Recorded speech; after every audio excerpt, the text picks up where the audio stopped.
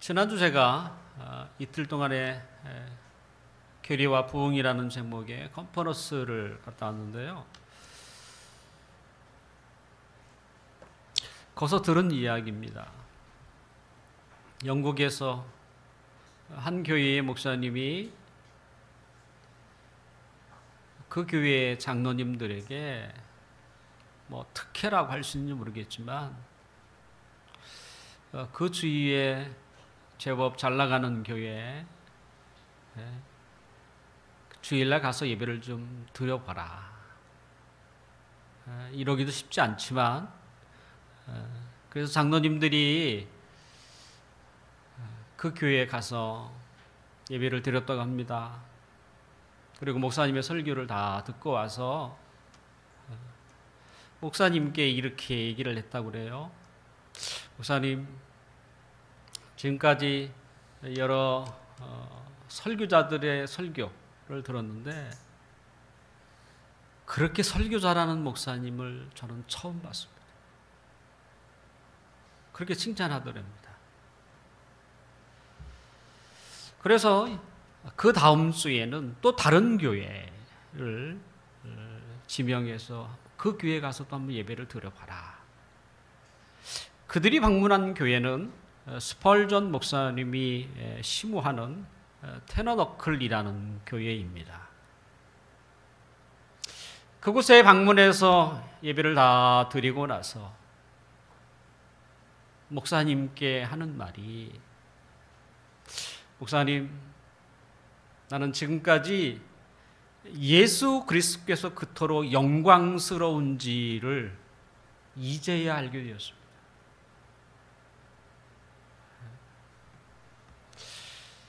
저는 이 이야기를 들으면서 제가 어떤 설교자가 되어야 하는지를 깊이 새기게 되었습니다.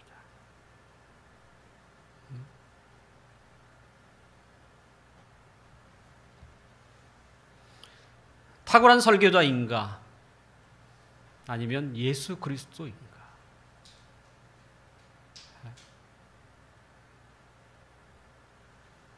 우리는 그리스도인으로서 어떤 일을 하든지 그 역할은 다 다릅니다. 하지만 목적은 하나이어야 하죠. 그래서 그리스도인 아닙니까? 모습은 달라도 살아가는 방식이나 또 살아가는 삶의 목적이 하나인 사람들. 그래서 그리스도인이에요.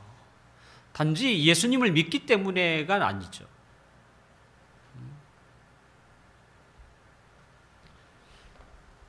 이 땅에 살고 있는 모든 사람들의 삶은, 또 살아가는 목적은 두 가지죠. 자신과 하나님, 하나님과 자신. 근데 대부분의 사람들이 말하는 인생의 목적, 그것이 성공이든 행복이든 만족이든 결과적으로는 개인입니다. 자기를 위하여 사는 거예요. 하지만 사도 바울은 그리스도인은 갈라디아 5장에 보면 그리스도의 사람, 예수 믿는 사람은 그 욕심을 다 십자가에 못 박았다라고 얘기합니다. 그 욕심이 뭡니까? 우리의 자아죠. 우리의 자아도 욕심이 있고 또 하나님께서도 원하는 게 계시죠. 날마다 우리가 우리의 자아를 십자가에 못 박을 때 우리는 비로소 하나님을 위해서 살게 되죠. 그렇지 않으면 우리는 자연스럽게 자신을 위하여 살게 될 수밖에 없습니다. 그러니까 못 박는 작업이 필요해요. 못 박는다는 게 뭡니까? 살려고 하는. 그냥 살면 우리는 우리의 자아를 위해 따라갈 수밖에 없다는 거예요. 그만큼 우리는 온전하지 않은 거예요. 아무리 예수 그리스도를 통해서 우리의 죄 사함을 받았다고 하지만 우리의 그 마음은 여전히 그 옛 성품을 가지고 있기 때문에, 그래서 우리가 십자가에 못 박는 작업, 우리의 자아를 철저히 이렇게 죽이는 작업을 해야 한다는 거예요. 오늘 우리가 읽은 한 본문은 다른 복음서에서는 언급되지 않는 예수님의 기도가 소개되어 있습니다. 예수님이 십자가를 지시기 전에 기도했던 내용. 그러면 우리의 머릿속에 떠오르는 것이 뭐냐면, 겟세마네 동산에서 기도했던 그 기도가 아마 대부분의 사람들이 떠오를 거예요. 나의 원대로 마옵시고 아버지의 뜻대로 하기를 원합니다라고 하는. 그런데 사도 요한복음이죠. 예수님이 제자들과 함께 있을 동안 기도했던 내용을 우리에게 소개하고 있습니다. 대부분의 학자들은 제사장적 기도라고 표현하고 있는 요한복음 17장 전체예요. 아예 기도를 시작했다가 나중에는 마치는.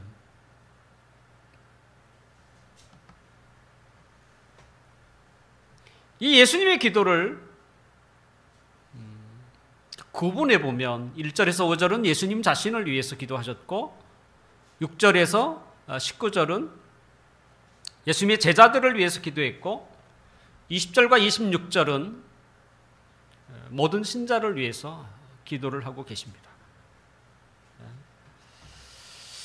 누구나 마찬가지겠지만 나의 기도를 누군가가 듣는 것을 기뻐하는 사람이 얼마나 되겠습니까?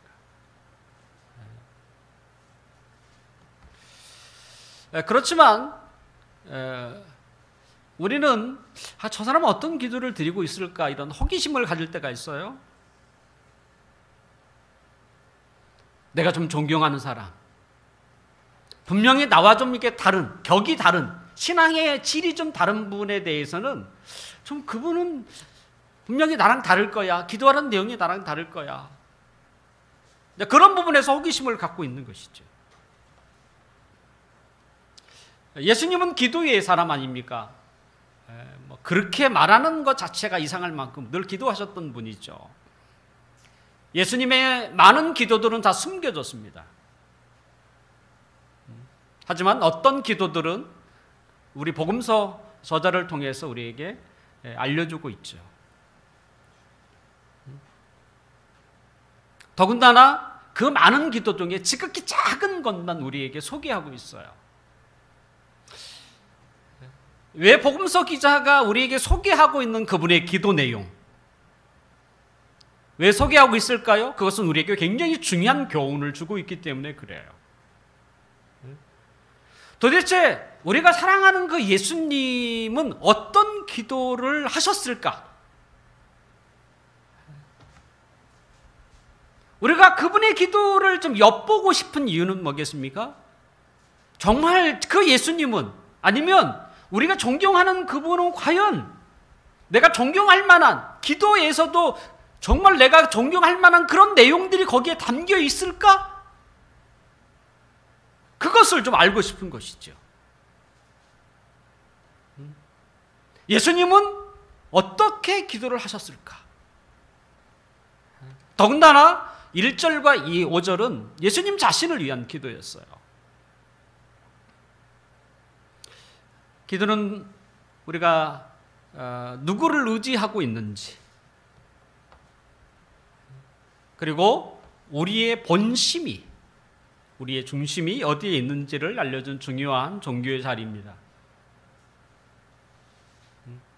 그래서 기독교 신자, 천주교 신자, 불교 신자들 이렇게 그들이 기도하는 것을 보면 그냥 기도하는 것을 보고도 기독교는 이런 거구나, 불교는 이런 거구나, 하물며 천주교는 이런 거구나, 이것을 알 만큼 기도는 많은 내용을 담고 있어요.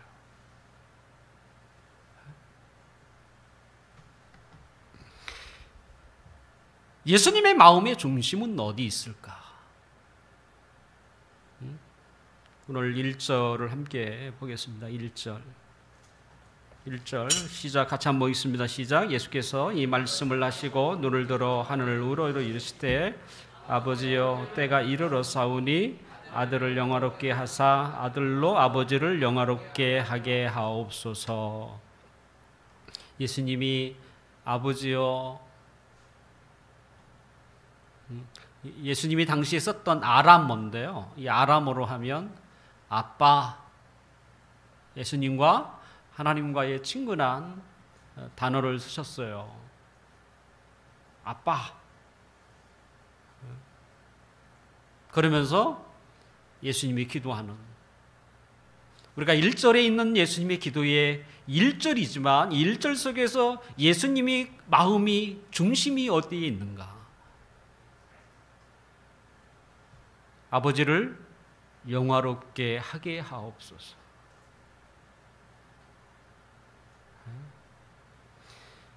예수님의 기도에서 우리가 한결같이 발견하는 단어가 있다면 그것은 영광이라고 하는, 영화라고 하는 단어예요. 영광이라고 하는 단어는 예수님의 기도의 가장 중심 단어예요.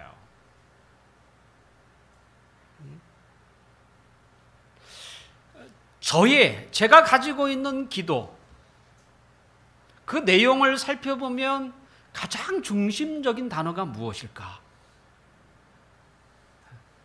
여러분의 기도 가운데서 가장 중심되는 단어는 무엇입니까?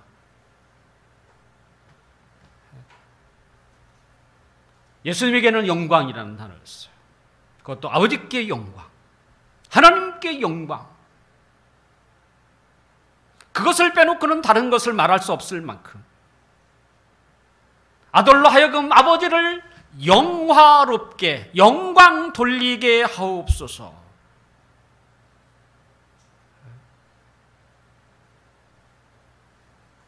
여러분의 기도 속에 하나님께 영광이라고 하는 그 중심 단어가 과연 있기나 한가요? 우리의 상황이 가장 절박하고 때로는 캄캄한 어둠이 짙게 깔리는 것처럼 앞이 안 보일 때에도 과연 우리의 기도의 중심에 하나님의 영광이라는 단어가 들어갈 수 있는가? 예수님은 지금 십자가를 지시기 전이에요. 그럼에도 불구하고 예수님의 중심은 어디에 있다? 하나님께 영광. 아들로 인하여 하나님을 영화롭게 하게 하옵소서.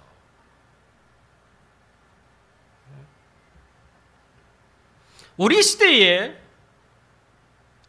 수많은 종교적인 그 언어들이 변질되지만 가장 안타까운 것은 영광이라고 하는 단어예요.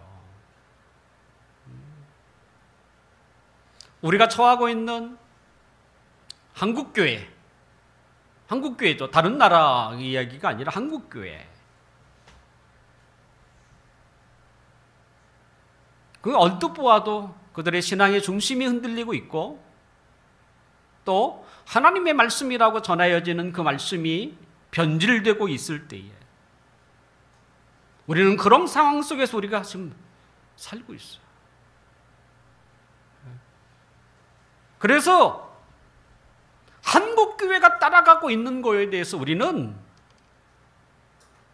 멈춤을 하셔야 돼요. 그냥 무턱대고 따라가서는 안 되는 것이죠.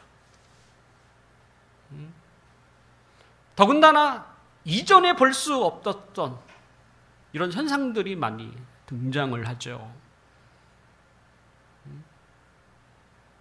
그 중에 하나 뭡니까? 하나님께 영광이라는 이름으로 박수치기예요. 영광의 박수를 올려드립시다. 분명 한국교회가 건강할 때는 그런 단어도 나오진 않겠지만 그 신앙이 또 하나님의 말씀이 왜곡되어지고 또 잘못 가르쳐질 때에 그들이 외치고 있는 것들은 우리가 좀 주의할 필요가 있죠. 인간에게 보내는 천사를 하나님께도 보내는 것이지요. 인간은 기뻐할지 모르지만 하나님은 그렇지 않습니다. 자꾸 허접한 것으로 존귀하신 하나님께 영광이라는 이름으로 돌려서는 안 된다는 거예요. 하나님이 원하시는 것은 아들로 인하여 아버지를 영화롭게 하게 하옵소서. 우리를 통해 주님의 몸된 교회를 통해서 하나님이 영광을 받으시옵소서. 이렇게 되어야 하는 거지. 고작 박수치는 것으로 하나님께 영광을 돌려드려서는 안 되는 것이지요. 예수님은 어떻게 하나님께 영광을 돌렸을까? 우리가 그것을 저는 배워야 한다고 생각합니다. 분명 예수님은 지금 기도를 하고 계시잖아요. 기도는 예수님의 습관입니다. 매일매일. 그리고 아버지와 친밀한 대화였어요. 더군다나 하루를 살아가는 삶의 원동력. 그래서 복음서는 끊임없이 우리에게 이야기하기를 이른 아침에 주님이 기도하러 가신 장면을 우리에게 소개하고 있어요. 하루의 첫 시간을 하나님, 아버지, 오늘 하루를 시작합니다. 나의 길을 인도하시고 나에게 힘을 주옵소서. 이런 기도로 출발하는 거예요. 여러분은 잠을 떠서 제일 먼저 하는 일이 뭡니까? 이거 아니에요?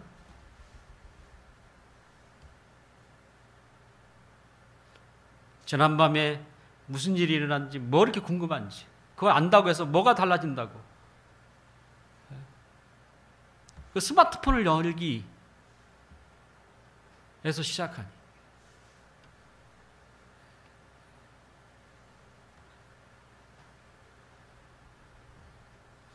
그렇게 해서 어떻게 하루를 살겠습니까?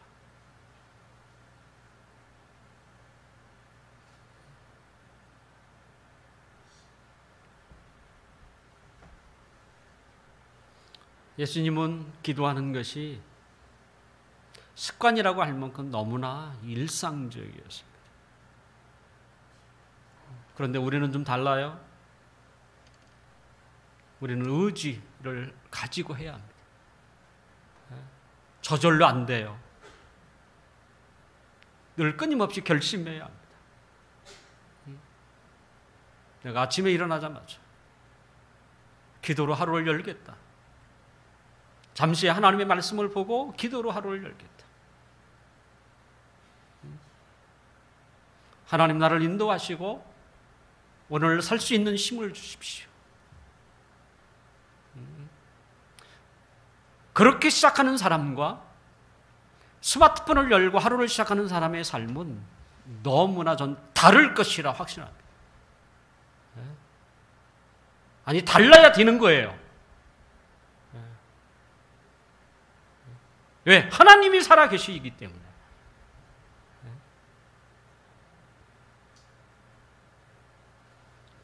그러므로 우리가 기도하는 것은 하나님이 기뻐하십니다. 기뻐한다는 게 뭡니까? 그것은 하나님이 영광을 받으시는 거예요. 기도는 하나님과의 대화고 때로는 우리의 필요를 구하는 간구이지만 무엇보다도 기도한다는 말은 우리가 하나님을 의지한다는 표현이에요. 내가 하나님을 의지합니다라고 하는 표현이에요. 하나님은 그의 그 피조물들을 만드실 때에 그 피조물들이 자신을 의지하도록 만들었어요. 그러니까 본래 피조물은 하나님을 의지하며 살도록 만들어진 거죠. 인간도 마찬가지고요. 하물며 미물이라고 할 수 있는 것들도 다 하나님을 의지하도록 한 거예요. 그래서 햇빛이 없으면 비가 내리지 않으면 동물이나 새나 할 것 없이 얼마나 힘듭니까? 끊임없이 하늘을 바라볼 수밖에 없는, 더더욱 선택하고 책임져야 할 인간이라면 더 하나님을 의지해야 하겠죠. 하나님이 우리를 그렇게 하나님을 의지하도록 만들었지만 죄가 그 마음을 빼앗아 갔습니다. 그래서 하나님을 의지하지 않도록 한 거죠.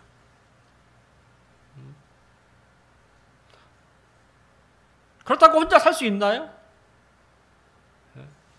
살 수 없으니까 옆에 사람을 빼앗는 거예요. 내가 더 가져야 되는 거야. 그러면 당연히 다른 사람은 더 적게 갖는 거죠. 그래서 서로 빼앗고 빼앗기는 이런 관계 속에서 살게 되는 거예요. 우리가 죄를 지으면 지을수록 누가 뭐라고 하지 않든 하나님과 자연적으로 멀어집니다. 그러나 반대로 우리가 하나님을 가까이 하면, 하나님을 가까이 한다는 게 뭡니까? 기도입니다.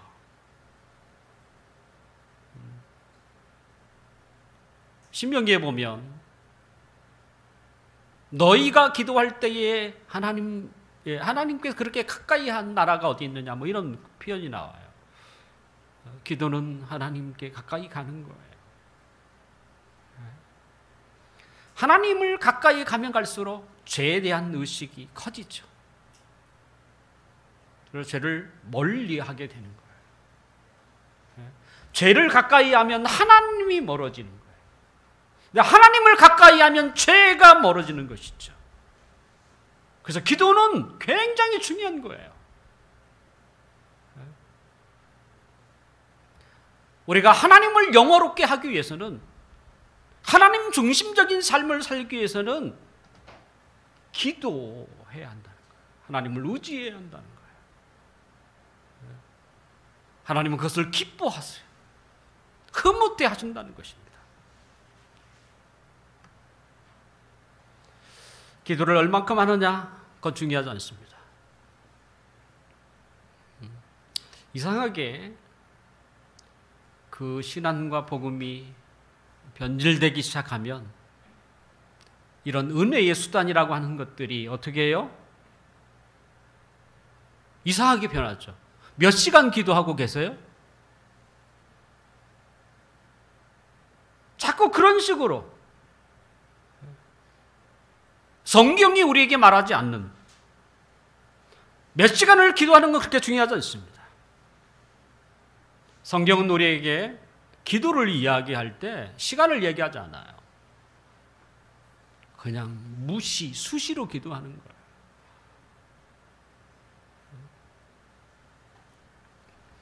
무겁게 그 인생의 짐이 자신을 짓누르고 있을 때,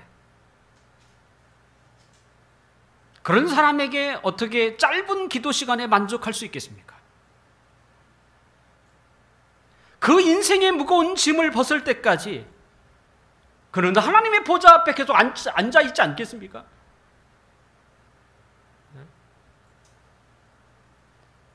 기도의 시간은 그런 자기의 상황이 결정하는 것이지,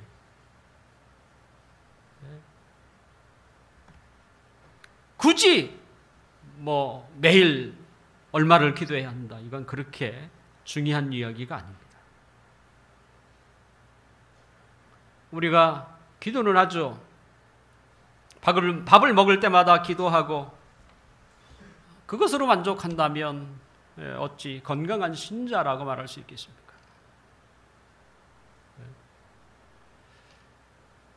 종교개혁자들은 재미난 그들의 그 기도를 볼 수 있는데, 그들은 밥 먹기 전에도 기도했지만 밥 먹고 나서도 기도를 했다고 그래요. 맛있게 잘 먹게 해주신 것을 감사합니다. 그래서 당시에는 그냥 모든 신자는 최소한 6번을 기도했대요. 밥을 먹기 전에, 그리고 밥을 먹고 나서. 우리는 뒤에 삭제하고, 한 번만 하는. 그나마 조금 건강한 신자는 8번을 기도했다는 거야, 당시. 아침에 일어나면 기도하고, 그리고 식사 때마다 2번씩 하잖아요. 그리고 하루의 삶을 다 살고 나서 하나님 오늘 하루를 어떻게 살았습니까? 돌아보면서 기도해서 하루에 8번을 기도했다는 거예요. 그게 건강한 신자였다고 합니다. 기도는 무시로 해야 합니다. 생각날 때 기도하는 거예요. 길을 걷다가 누군가 생각나면 그를 위해 기도하는 거죠.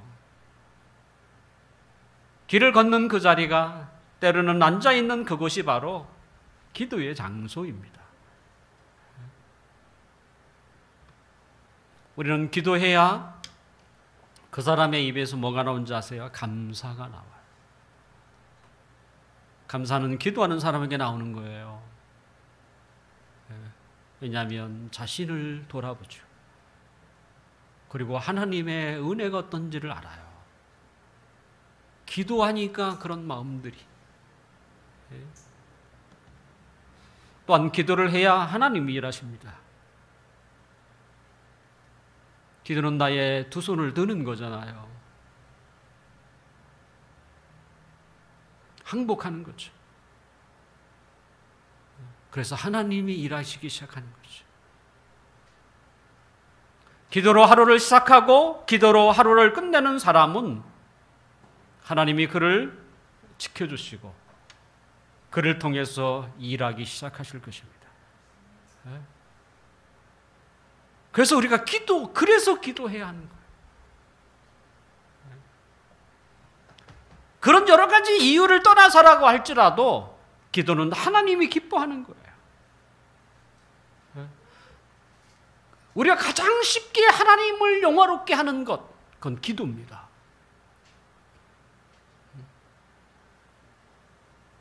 왜? 하나님이 그것을 기뻐하신다는 것이죠.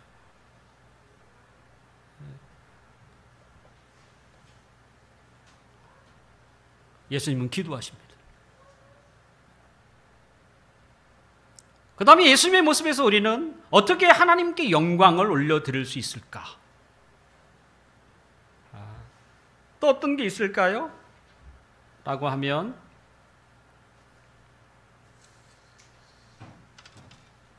4절을 함께 읽어봅시다. 4절 시작. 아버지께서 내게 하라고 주신 일을 내가 이루어 아버지를 이 세상에서 영화롭게 하였사오니. 아버지께서 내게 하라고 하신 일을 이루어 내가 아버지를 영화롭게 하였사오니.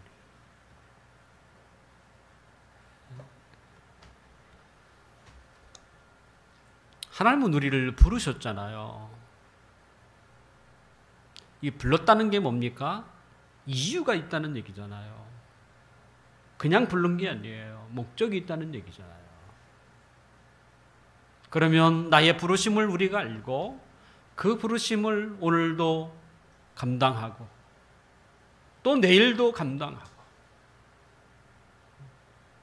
우리의 생명이 다하는 그 순간까지, 때로는 우리의 정해진 그 기간까지 그 사역을 감당하는 것, 그걸 뭐라고 하느냐? 충성이라고 부릅니다. 충성되게 그것을 감당하는 것, 그것이 바로 예수님이 하나님을 영화롭게 했던 것이었어요.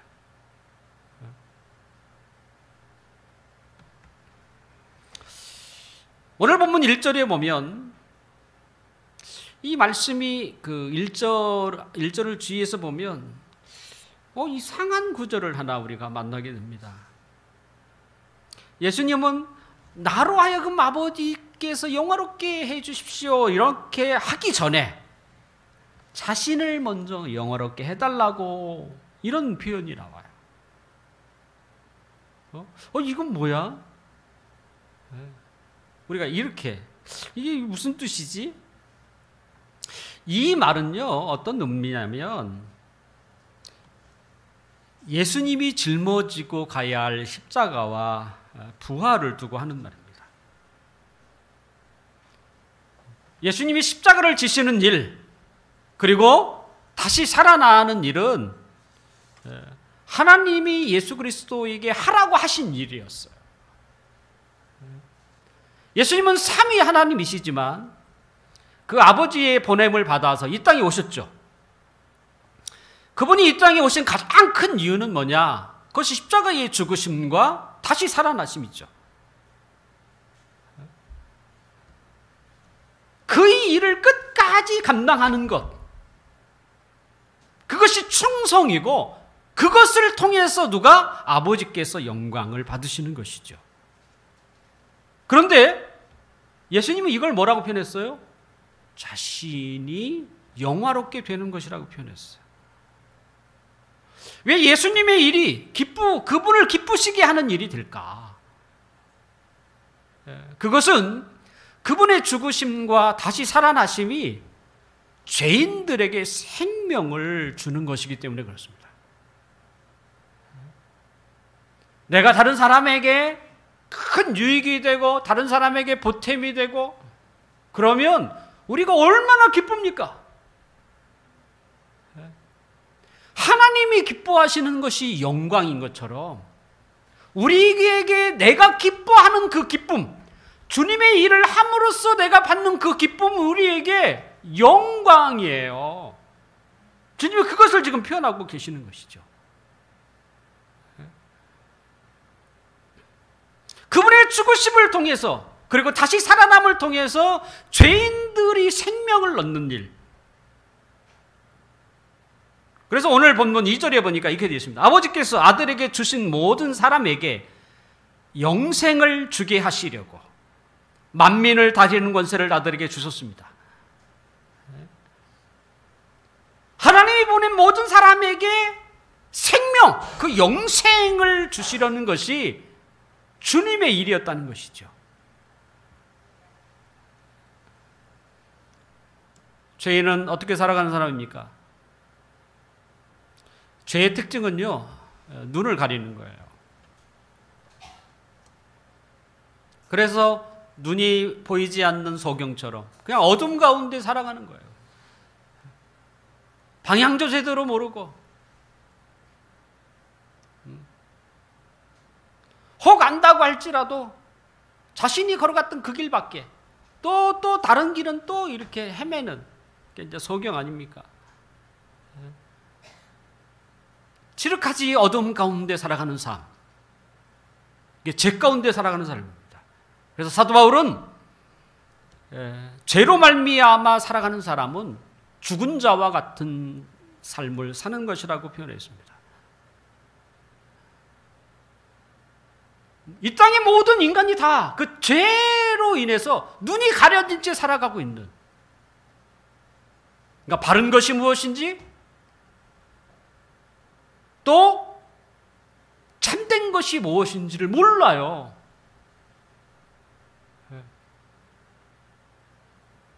여러분이 알고 있는 사람들에게, 교회 안 다니는 사람들에게, 그들에게 바른 게, 참된 게, 그들은 관심이 없어요. 관심이 없을 만큼 지금 바른 것, 참된 것을 추구해도 그것을 찾는 것이 어려울 판인데 관심이 없어요.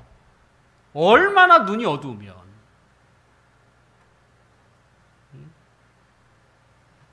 그러니까 죄로 말미암아 가려진 것이죠.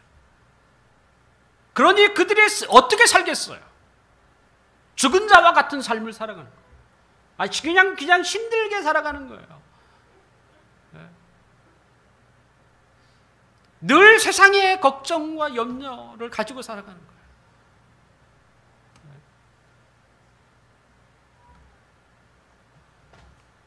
예수님은 죽은 자와 같은 삶을 살아가는 우리의 죄를 대신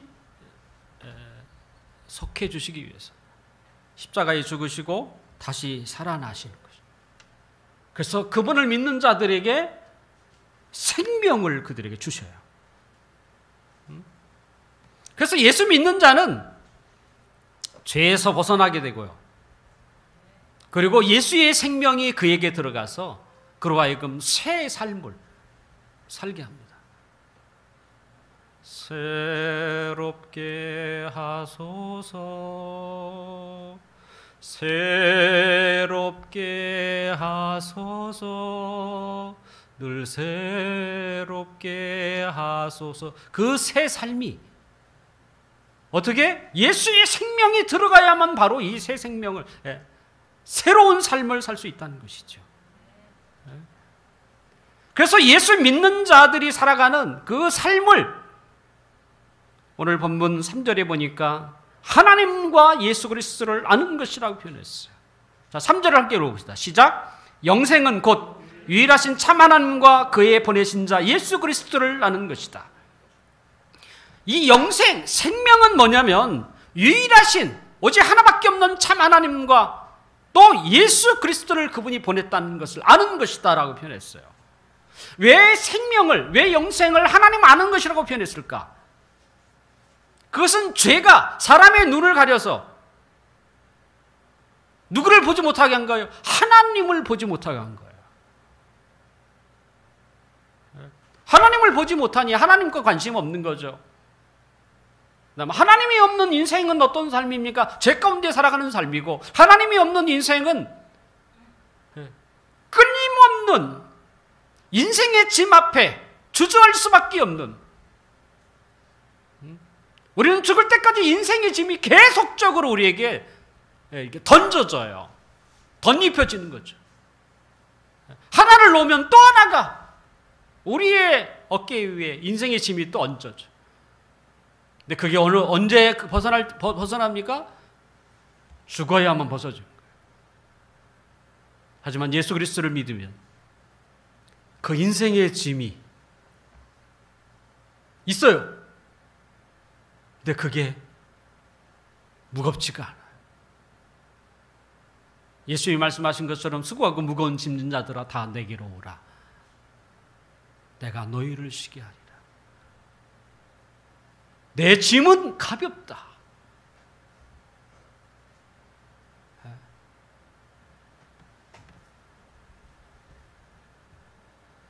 결국 예수 그리스도 안에 있어야만 우리는 비로소 그 인생의 무거운 짐에서 벗어나요.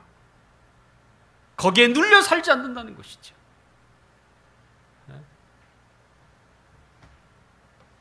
우리의 눈을 가렸던 죄가 사라지면 우리에게는 이제 하나님이 보이기 시작하죠. 그럼 하나님을 알게 된다는 거죠.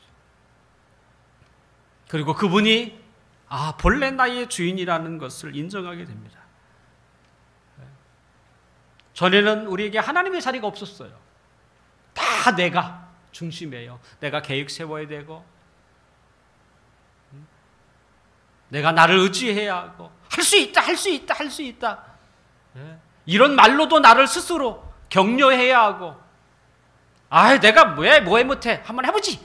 이런 자기 의지로 좀 해보기도 하고. 하지만 그런 의지를 발동한다고 해서 우리의 인생의 모든 일을 다 할 수 있나요?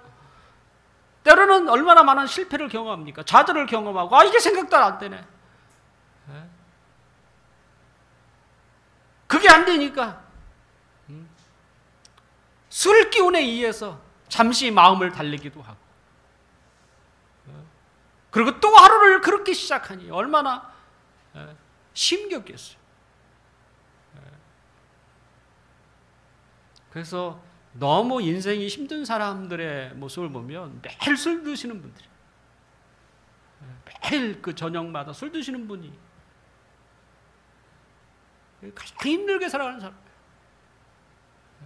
그런 것이 아니면 어떻게 할 수가 없는.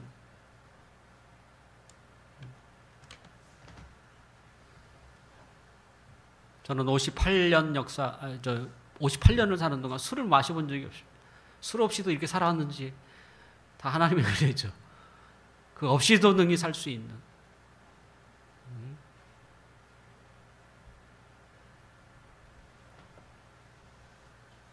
전에는 우리에게는 하나님의 자리가 없었어요. 하지만 우리의 죄 문제가 해결되고 예수의 생명이 우리 안에 들어오자 비로소 하나님의 자리가 생기기 시작했어요. 그것도 가장 중요한 자리. 우리의 주인으로, 우리의 힘이요, 우리의 삶의 원동력으로 찾아와셨던 그 주님의 자리, 하나님의 자리가 우리가 그제서야 알게 된 거예요.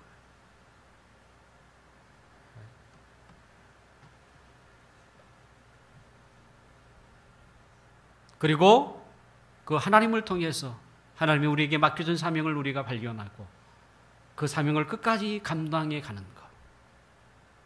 그것이 우리의 주인 되신 하나님이 기뻐한다는 것을 우리가 알고 그 길을 걸어가는 것. 그게 하나님께 영광.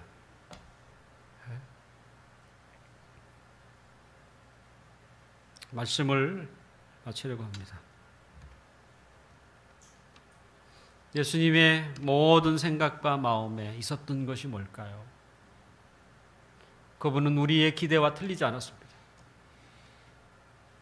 그분의 중심은 늘 아버지께 영광. 아버지께 영광.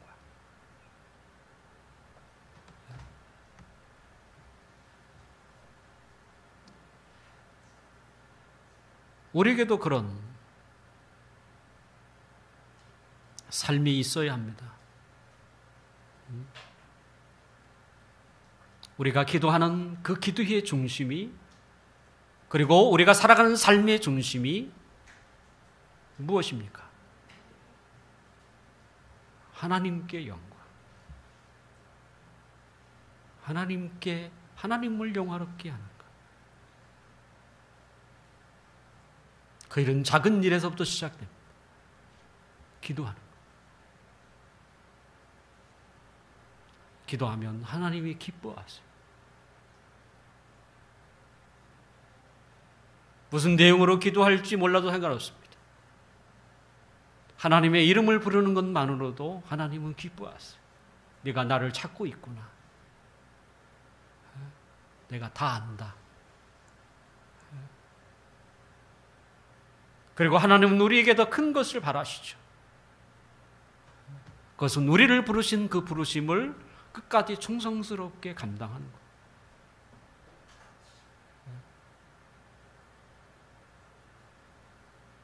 오늘 하루를 하나님이 내게 주셨는데 그 하루 속에서 하나님의 영광을 위하여 살 수 있도록 내 자리에서,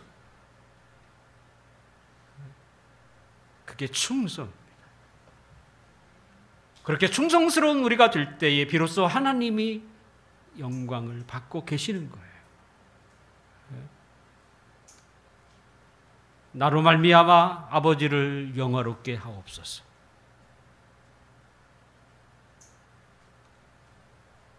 늘 우리가 그것을 점검하며 여러분 사셨으면 좋겠어요. 오늘도 결심하고 또 내일도 결심하고 오직 하나님의 영광을 위하여 살게 해주십시오.